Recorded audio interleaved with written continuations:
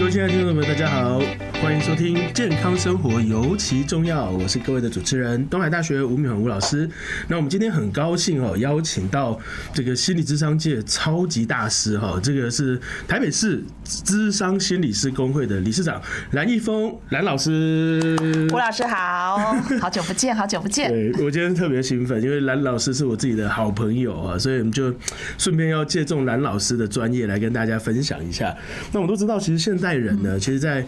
很多时候啊，都会有忧郁症啊，甚至说高龄化社会还会有失智的问题啊。那其实这些的这种身心的状况呢，其实可能都跟我们平常的用友有关。所以我想第一个当然就是想要请教啊，像我们理事长像这样子的关联性啊，你们在临床上面有没有实际上有遇到？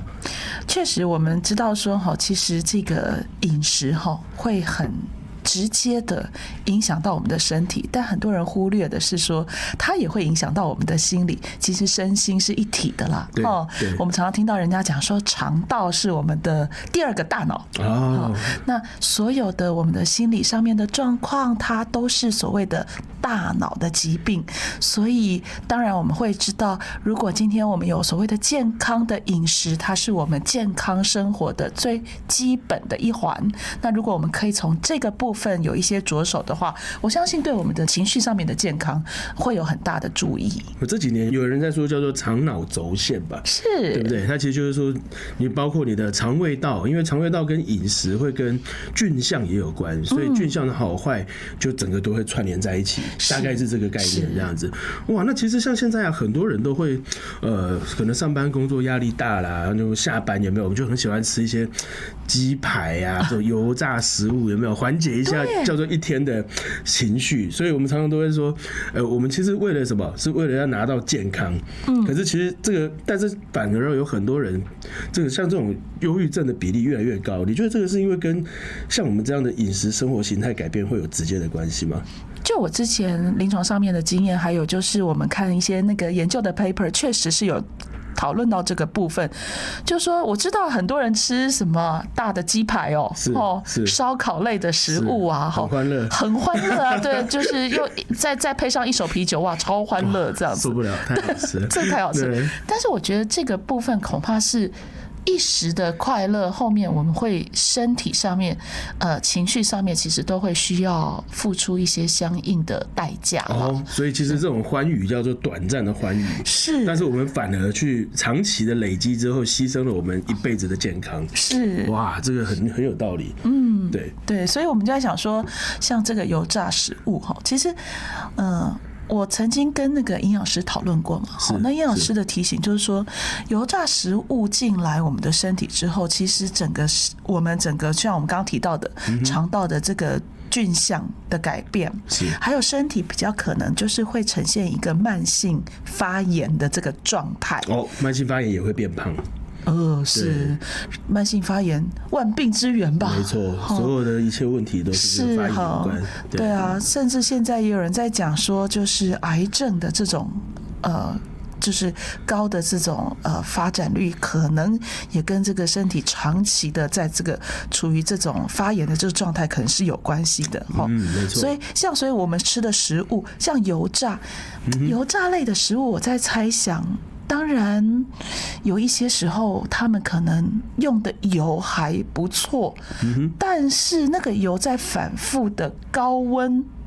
高温高压，它就可能会造成这个原本稳定的那种油脂肪变成油离脂肪酸很多，酸价就跑出来，这就回到我们的专业了。是，对，这些的东西反而对这个破坏油品是很伤的。是，那我们的身体如果一直呈现这种慢性反复发炎的这个状态，各位想想看你的身体在不舒服的时候，心里应该不会很轻松，对不对？谁没有个头疼脑热的时候？头痛、肚子痛，这些都即使是短暂的时间，都会让我们觉得很不舒服。那何况它如果是长期慢性的，在一直破坏我们的身体的时候，其实大脑也是我们的身体呀，是吧？所以我们所有的心理情绪其实就是大脑这个器官在主控的，所以当我们的身体不好的时候，我们的情绪其实真的也很难很正向。我们常常听到人家讲说，那我们的反正就是体质就这样啊，好，然后我就很喜欢吃这些，是我觉得偶尔吃真的都没有问题，但是即使是偶尔吃，我们的油品，我们怎么样子去把这个食物烹制出来以后，然后吃到我们的身体里头，我觉得我们那个多一点有意识的去选择，其实是很重要的。其实刚刚理事长讲到一个很重要的观念，就是说我们过去大概就会把心理的问题就直接归纳叫做心理上面的状况，生理的归生理的。可是其实现在你刚刚提出来的观念就是说，有时候我们因为这些不正确的饮食观念，然后去长期的累积，造成身体的不舒服之后，然后也因为身体的不舒服，然后让我的心里就觉得很烦躁啦，很郁闷啦，就反过来嘞，就造成了一种心理上面的疾病跟问题。是哇，那这个其实是一个很有趣的，也就是说，我们就真的要回过来去检视每一个我们吃进去嘴巴里的食物，甚至说像您刚刚说到的，每一个食物它是用什么样的油品去做使用，它都有直接的关联性。是。那像我们一般像这样的忧郁症啊，有没有一些临床上面的经验，说它应该要跟什么样的油品的摄取会比较有关系啊？之前好像有这个研究比较是在讲这些像类似鱼油啊，鱼油 Omega 3这一类型的，它确实对于修复我们的这个大脑神经的这个部分是好，虽然没有到直接的关联，但它是旁边这种间接的辅助。是，那我相信很多这种比较好的油品，比较好的油品，就像我们常常会听到人家在讲说，地中海式饮食是吗？对，好，所以这个它基本上好像采取的观念就是说，我们的蔬果啊，我们的鱼类啊、肉类啊，然后很重要的就是油脂，就是这个部分怎么样子去平衡，选择好的油，对，然后选择原型的食物，是，对，所以这个东西，这个其实对于我们失智症忧郁症都有很好的这个防护所以刚刚理事长你是说，其实我如果选对油，像我们常听到的，像 Omega 3、6、9这一类都是属于必需氨基酸嘛？是，对。那这种必需氨基酸3、6、9又必须要从饮食上面得到，那其实它其实对我们的抗发炎是很重要的，然后去影响到的不只是忧郁症，甚至还有失智症。是我们常常在讲说身心一体。是，大脑本来就是我们的身体嘛，那大脑要保养，可是我们常以心理师我们常常在临床上看到，我都会觉得说，我们讲到身体要保养，对，这个大家都很清楚，但是好像很少人会去想到说，那大脑也要保养啊，对，情绪也要保养，你的情绪是从大脑出发的，是，所以身心一体的这样的概念，我就相信说，就像我们之前听到像中医、中草药这样子的概念的时候，他们是以一个比较全人的，就是 holistic 这样的概念，去做一些保健跟保养。那我觉得其实这样的观念是很好的，就是我们保养不是拆开来保养，我们的保养是全身一起保养，身心一起保养。是，就像英文一样嘛，英文大家在讲说身体健康，很多用那个 fitness 这个字，但现在其实更强调的是 wellness， 就是它是全身的一个好的发展，所以它结合身体跟心灵一起。那这个其实对现代人很重要因为不管是上班族也好，甚至说像什么退休族群，很多时候他其实卸下了他一辈子的工作，然后突然间回归到家里，哇，那其实也是会造成忧郁跟失智的一个关键。对，就是说饮食就是变成一个可以介入的选项。是，我们辛苦了一辈子，然后在退休的时刻，其实应该是享受我们辛苦劳动之后的成果嘛，那可是另一个观念就是说，这个时间点，退休的时间点，也是去好好的再一次保养我们的身体，它等于是让我们的身体、我们的心理、我们的情绪有一个 reborn 的一个机会。我觉得，以前可能上班的时候实在是没有办法，你就是外面反正有的买了赶快吃，搞不好还囫囵吞枣。我们常常都开玩笑说，像我们这样子的医事人员我们这个自己最不健康。我都说教人家健康的，自己都不健康，吃东西都很快，吃东西都很快，太忙了，对，太忙了。但是如果回过头来到我们现在比较有时间，好，比如说我们是退休的长辈们，我们比较有时间照顾自己身体跟心理健康的时候，我觉得饮食确实是一个很好的一个开始。好，怎么样好好的吃东西？是这个上次我们有一次请到那个我们植物油工会，那个他们其实就是做了很多很好的分享，例如他跟我们就说像是我们在吃到什么 Omega 3啊、6啊、9啊，其实他们有很多的混合油，本身的我们的国产油就已经把这些都已经做一个很好的比例的分配，所以不管它是单纯的去选择这个3、6或是9的油品，例如说大豆油啦、橄榄油啦，我们本土的一些什么苦茶油啦，这些其实都很符合很多我们刚刚聊到的这种有营养的这种这个脂肪酸在里面。是，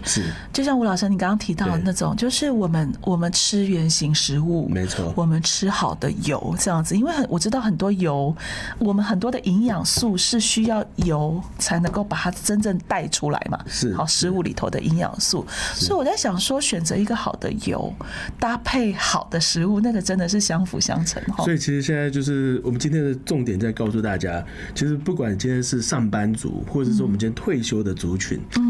其实我们有时候呢，就是找周末啦，或者平常啦，就找一下3、5好友，我们就到超市去，对不对？选用一罐这个我们的国产油。那其实这些国产油都已经有一个政府严格的把关哈，然后我们就回到家做一桌的好菜，对不对？偶尔也要对自己的健康负责任。那我们就可以把这些好的用油，然后结合好的朋友，然后带来好的心情。是啊，哇，那个真的是，我觉得那个是一个保养我们情绪的良方。我常常自己也是，如果真的有空的时候，煮一桌菜出来，那个煮的过程当中，其实去享受。好，就是我们怎么调配这个食物，然后我怎么样让它煮得更美味，然后尽量的让它色香味俱全这样子，然后而且 recipe 也可以帮助这个我们一般人的 dementia， 就失智症的问题。是，好，因为现在失智症真的是像我们讲的失智症，因为其实很多种啦，那大家比较耳熟能详的可能是阿兹海默阿兹海默氏，它是一种高龄的失智。那根据这个 WHO 的他们的估计大概到2030年左右呢，这个数据其实真的蛮惊人的就是他们认为大概超过80岁以上的人，每2个就可能会有1个会是这种共同要面对的问题。是，对，所以其实就是我们刚刚说的这个大脑要保养，那我们一定要从年轻的时候就开始保养。好，那如果我们之前没有这个机会，不管什么时候开始都不迟。好，那我觉得失智除了说我们在情绪生活上面的其他的面向的这个辅助之外，我觉得饮食的这个部分它很直接的，因为当你的身体、你的细胞的营养不够的时候，它就是用各式各样的方法来提醒你，告诉你说你没有照顾它。对，好，所以千万不要等到身体已经抗议了，好，然后我们才说我们赶快。好，所以平常的时候，我觉得就要保养。那大脑这东西其实就是一个用进废退的器官，只是你要用正确的方法用它。它该休息的时候要休息，该刺激的时候要刺激。是，而且我之前有在一篇那个国际期刊看了好几篇文献，那其实都发现说他如果适度的去补充这种 Omega 3、6、9。他把它分2群人，就有补充这个 Omega 3、6、9这些营养，这个脂肪酸的这个长辈哦，他其实罹患失智的这个比例可以降低到40%，哇哦！所以比方说，如果我们有一个正常健康的一个饮食用油习惯，那其实这个是对他们的下半辈子很重要。是，所以我们一般在做饮食烹调的时候呢，我们在选择这个油品，其实还要去考量一件事情，就是因为我们通常在油炸的过程呢，温度是比较高，那高温的时候就会跟油品的发烟点有关。没错，所以我们在选择的时候，除了说像我们常听到大豆油啦，或者说芥花油啦，像这些精炼过后的油品啊，它其实都会有比较好的、比较高的发烟点。那对于我们的在油炸之后呢，对我们身体健康是比较有益的，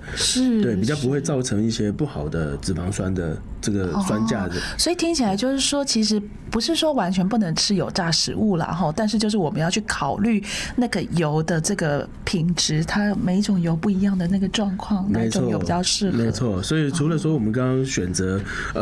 Omega 369以外去作为选油的标准，我们也可以呢透过这种油品的发烟点来做选择，那这个对我们都是很好的一个方法。所以你刚刚提到像芥花油，芥花油、大豆油，像这些都是我们国产油里面的骄傲，因为他们 CP 值又高，然后又有具备有很好的这个抗高温的能力。